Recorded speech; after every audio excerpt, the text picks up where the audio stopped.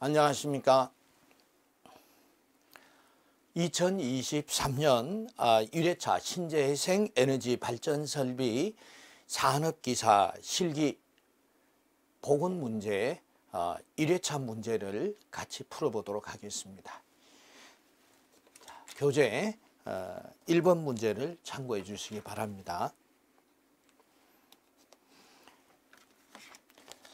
다음 그림과 같은 독립기초시 터파기량을 구하세요. 기초의 터파기량이죠. 자, 일반적으로는 기초의 터파기량은 독립기초, 줄기초의 터파기량인데 독립기초의 터파기량에 대한 문제가 더 많이 출제가 되죠. 자, 그럼 공식이 두 가지 공식이 있습니다. 첫 번째 보시면은 6분의 h에 2a 플러스 a 다시 b 플러스 2a 다시 플러스 a b 다시 터파기량이니까 단위는 세제곱 메타가 되겠습니다. 자, 이 경우에 이 a는 여기 한 변을 길이를 A, B, 가로 세로에서 A, B가 달라도 관계는 없겠죠. 그러나 여기서 윗면하고 밑면의 이 기호가 다르면 안 되겠습니다. A 하면 A 다시, B 하면은 이렇게 B 다시, 그리고 이 높이가 H 이렇게 주어졌을 때 독립기초의 터파기량은 6분의 h 곱하기 2a 플러스 a 다시 곱하기 b 더하기 2a 다시 플러스 a 곱하기 b다. 어떤 일정한 모양이 알 수가 있겠죠. 2a의 a 다시 b, 2a의 a 다시 b. 그런데 다시가 중간에 다시가 표현이 되면은 양쪽에 다시를 표시하면 된다. 이렇게 기억하면은 오래 기억하실 수 있습니다. 자, 이 경우는 어떤 경우예요?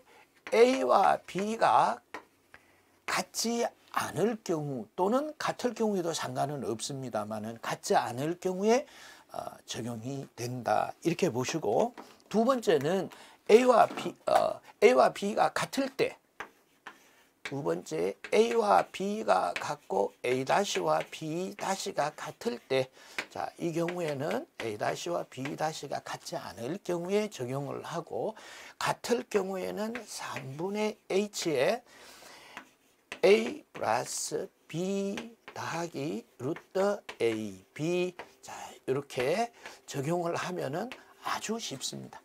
그러나 대부분의 독립기초는 어때요? 같을 경우에 주어지죠. 같을 경우에. 자, 그럼 두 가지 경우에서 문제를 풀어보도록 하겠습니다. 3분의 h가 2.5m죠. 여기 2.5m라고 주어졌습니다. 그래서 2.5 곱하기 A는 어떻게 되나요? A는 여기서 A와 B에서 여기 A는 관계는 없어요. 윗면의 면적을 A라고 하면은 아랫면 면적을 B라고 이렇게 두면 되겠죠. 자, 그래서 3분의 2.5 곱하기 A는요 3 곱하기 3 더하기 B는요 2 곱하기 2 더하기 루트 3 곱하기 3은 9죠. 그래서 9 곱하기 2 곱하기 2는 4죠. 4. 자, 이렇게 수치를 대입하게 된다면은 15.83 세제곱미터. 여기도 마찬가지죠. 자, 여기서 A가 3, 그리고 B가요 3이에요. 그럼 A-는 2, B-도 2가 되겠죠. 2가 되고 H는 2.5. 자, 이렇게 대입해 보도록 하겠습니다. 그럼 6분의 2.5에 2 곱하기 a니까 3 플러스 a 다시니까 2 그리고 b는 3 더하기 2 곱하기 a 다시니까 2 더하기 a니까 3 곱하기 b 다시니까 2. 자, 이렇게 계산을 해도 15.83 세제곱미터가 나온다. 이렇게 해서 1번 독립기초의 답하기량을 계산해 봤습니다. 다음 2번 문제 보시겠습니다.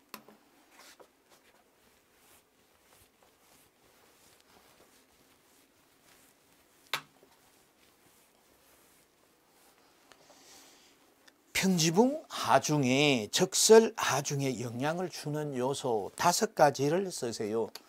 예. 적설 하중의 공식을 기억하신다면 쉽게 답할 수 있으시겠죠. 자, 그래서 적설 하중, 지붕의 적설 하중에서 평지붕의 적설 하중이에요.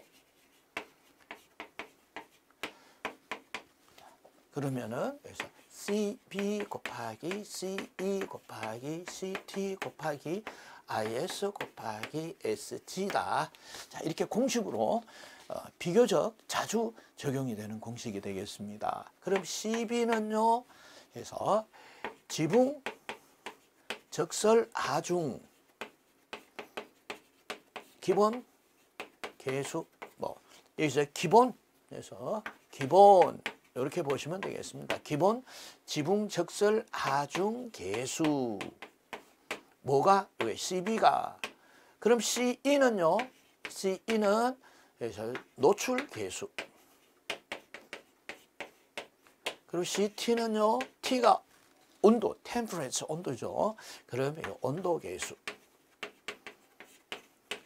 자, 그리고 IS는 중요도 계수. 그리고 SG는요.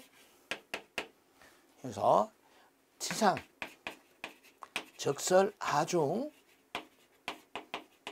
기본 계수. 자, 영향을 주는 요소 5가지. 자, 그랬으니까 그래서 기본 지붕 적설 하중 계수 1번. 그리고 차례대로 적어 주시면 되겠죠. 노출 계수 3번 온도 그리고 4번 5번 이렇게 작성해 주시면 되시겠죠. 다음 3번 문제 보시겠습니다.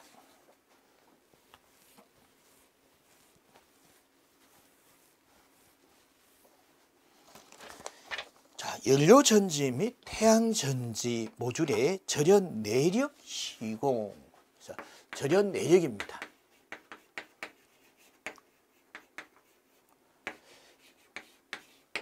절연 내력은 외부에서 전원을 인가했을 때 이 견디는 정도죠. 그럼 견디는 정도니까 일정 시간이 필요하겠네요. 자, 그래서 어디에 절연 내력은요, 연료전지와 태양전지에서 이 절연 내력은 각 기기별로 절연 내력 기준이 다르게 적용이 되고 있습니다. 자, 그 중에서도 연료전지와 태양전지의 절연 내력 시험이 되겠죠. 절연 내력 시험은 첫째, 사용 전압의 DC인 경우에는 1.5배 전압에, AC인 경우에는 1배의 전압에 1배의 전압으로 시험을 한다. 이렇게 보시면 되겠습니다. 1배의 시험을 어디에다가? 충전부와 대지 간. 그런데 대지는 땅이라는 얘기인데 뭐 땅을 직접 이렇게 연결하는 것보다도 여기 외함이 되겠죠. 외함이 접지되어 있으니까. 자, 그리고 시험 시간은 10분간 해서 이상이 없어야 한다.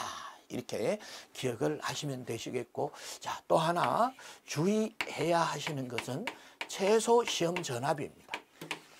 시험 전압은 500V죠. 자, 그래서 시험 최소 사용 전압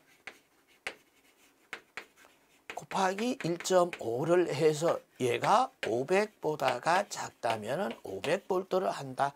자, 예를 들어서 220V다 1.5 30V가 되겠죠. 자, 330V가 되는 이 경우에 시험 전압은 500V로 한다.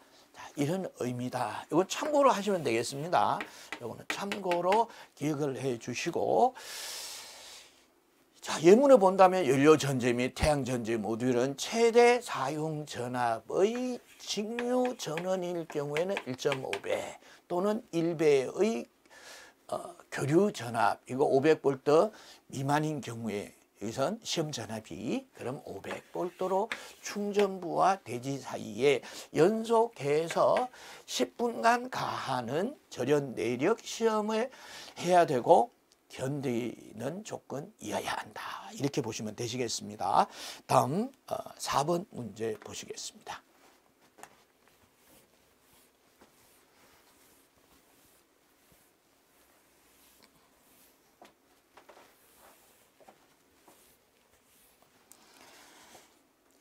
다음과 같이 주어진 조건에서 태양전지 모듈의 충진율을 구하세요. 자, 이 충진율은 필 팩터 FF 이니셜이죠. 이니셜이다. 뭐 그래서 원어가 중요한 건 아니죠. 그래서 원어를 쓰라는 것은 시험 문제에 출제가 되지 않으니까 충진율은 태양전지의 이론상 전력과 실제 전력의 비로소 이것은 태양전지의 성능을 나타내는 아주 중요한 팩터가 되겠죠. 그래서 충진율 FF는요, VOC 곱하기 ISC분의 PM인데 PM은 VMPP 곱하기 IMPP가 되겠죠. 자, VMPP는 최대 전력 구동 전압이 되겠죠. 그러니까 IMPP는 최대 전력 구동 전류가 되겠습니다. 자, 그래서 계산을 해보도록 하겠습니다. 그래서 VOC는요, 그래서 개방 전압이죠. 37.3 3 곱하기 ISC 단락 전류가 되겠죠. 자, ISC는 8.86분의 VMPP가 29.7이죠. 29.7 곱하기 그래서 IMPP가 8.42가 되겠습니다. 8.42. 자, 이렇게 계산을 하니까 0.7567. 그래서 0.757에서 충진율은 0.757이 되고, 이제 참고로 충진율이 단결정 실리콘 태양전지는요, 태양전지의 충진율은 0.75에서 0.85.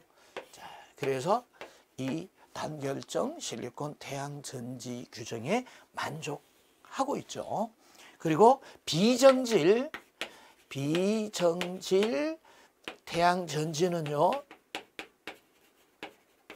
0.5에서 0.7을 보이고 있다라는 것도 참고로 기억해 주시면 좋겠습니다. 다음 이제 5번 문제 보시겠습니다.